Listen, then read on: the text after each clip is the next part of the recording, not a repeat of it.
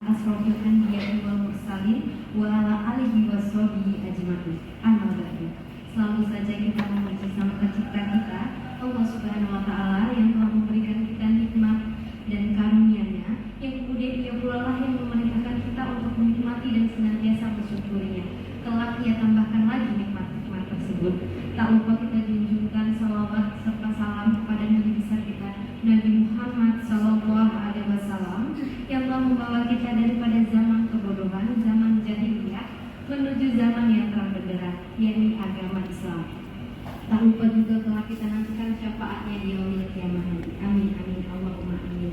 Sebelum menyampaikan apa yang akan saya sampaikan, tidak lupa dalam kesempatan ini saya ucapkan terima kasih sebanyak-banyaknya kepada ibu jamaah pengajian Al-Manan yang telah memberikan kami kesempatan dan waktu serta tempat yang dimana kami akan memenuhi tugas praktikum dakwah dari kampus Mitra di Bintang Lampung.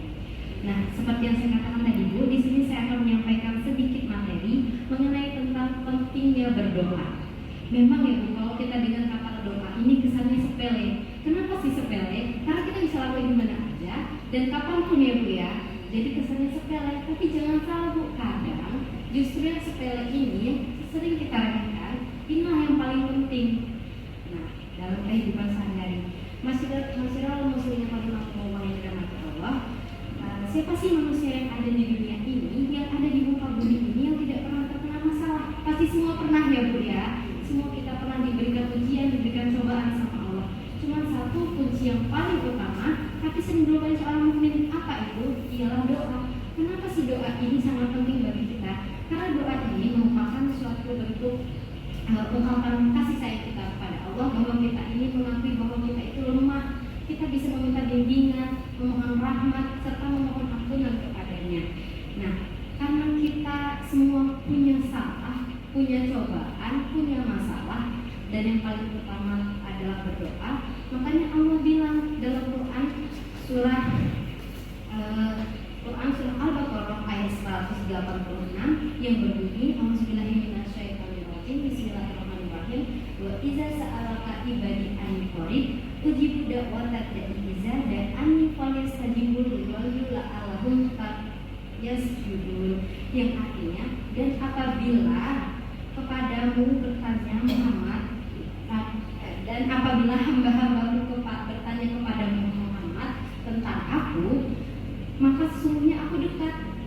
Aku kabulkan permohonan orang-orang yang berdoa kepadaku apabila dia berdoa kepadaku, dan hendaklah mereka itu memenuhi perintahku dan beriman kepadaku agar memperoleh kebenaran. Nah, dan Allah bilang apabila mereka berdoa kepadaku, berarti kita disuruh meminta sama Allah ya Bu. Allah merasa senang sebagai Sang Pencipta. Allah itu senang dengerin doa-doa hambanya. Bahkan Allah kasih kita kenikmatan, kemudahan dalam berdoa. Cukup dengan mengadakan kedua tangan dan meminta segala sesuatu apa yang kita inginkan. Insya Allah Allah kabulkan. Tapi ingat, yang menjamin dengan mengabulkan doa atau tidak itu sudah urusan Allah.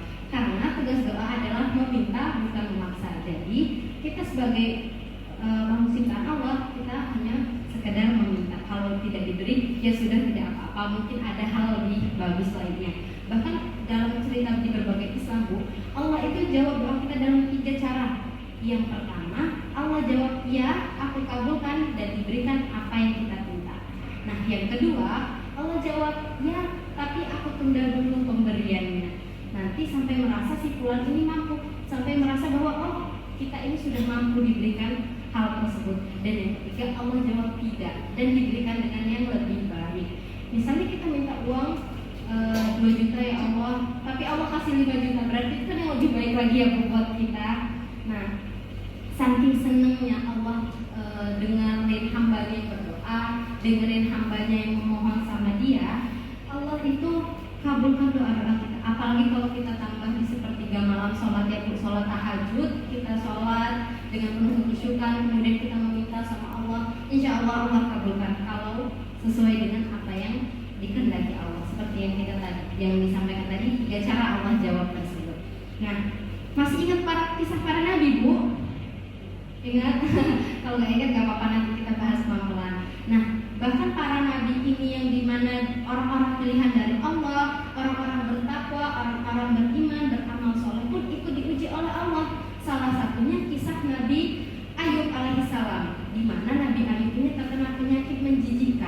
Yang dimana penyakit menjijikan ini bukan sehari 2 hari, bukan 1 bulan 2 bulan, melainkan menahun.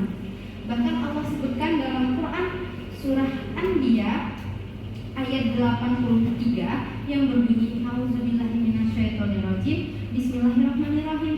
Wa ayyuba iznada rabbahu anni masaniyad dulu wa anta arhamur rahimin. Yang artinya, dan ingatlah kisah Ayub alaihi salam ketika dia berdoa kepada Tuhannya, ya Tuhanku, sungguh aku telah ditimpa penyakit, padahal Engkau Tuhan yang Maha Penyayang dari semua yang penyayang.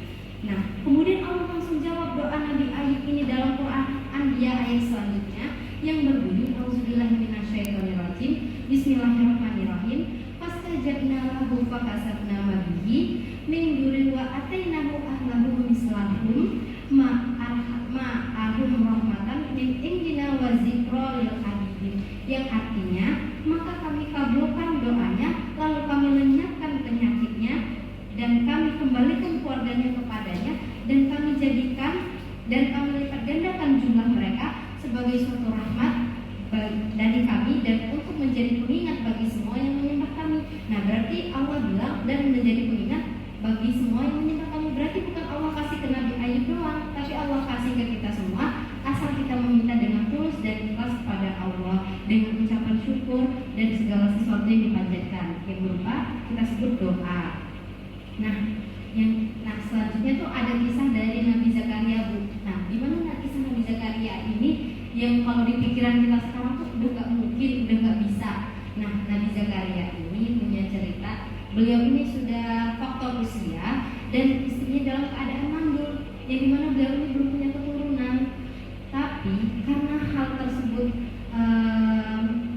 merupakan hal yang mustahil, Nabi Zakaria ini bilang sama Allah, ya Allah, dia berdoa dengan kekusukan, terus dia meminta dengan hati yang tulus dan ikhlas. Akhirnya Allah terangkan dalam Quran surat Maryam ayat 4, di mana Allah mengisahkan tersebut. A'udzubillahi minasyaitonirrajim. Bismillahirrahmanirrahim.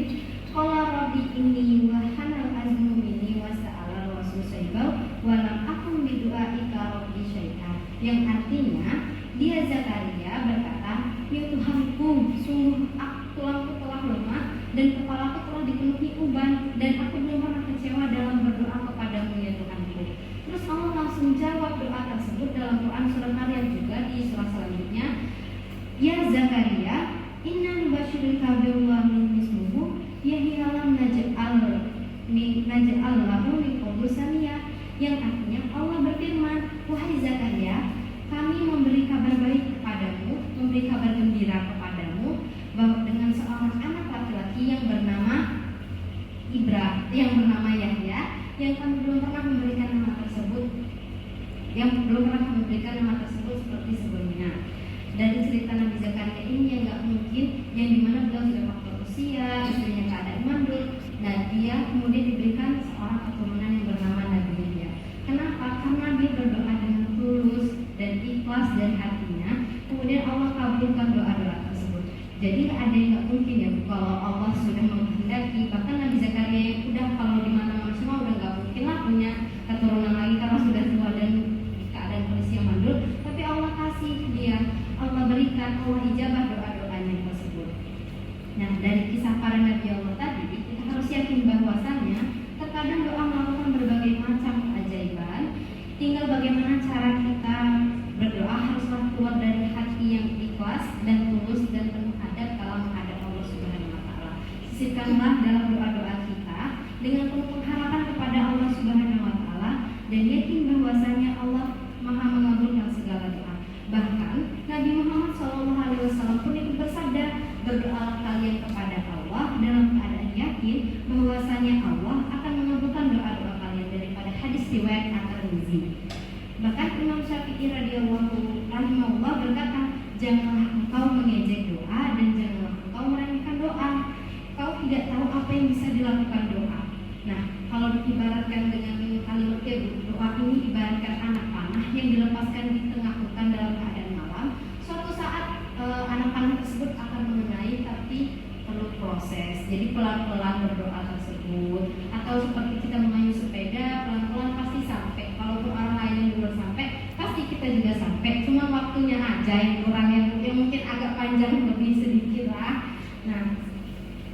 Hadirin rahimakumullah yang dirahmati Allah, kesimpulan yang dapat kita ambil dari perjumpaan kita kali ini adalah dengan kita selalu berdoa kepada Allah, kita tidak bisa hidup tanpa bergantung padanya. Kita tunjukin bahwa kita bergantung sama Allah, jangan ke manusia, jangan ke yang lain, ya cukup ke Allah aja. Nah, bahwa kita Allah juga suka sama hambanya yang memohon dan meminta sama dia. Allah senang, Allah nggak sebel, Allah nggak marah, bahkan Allah merasa senang bahwa wah hambaku datang kepadaku, hambaku meminta kepadaku. Insya Allah Allah ijabah doa-doa kita tersebut. Itu saja yang dapat saya sampaikan. Saya akhiri. Wassalamualaikum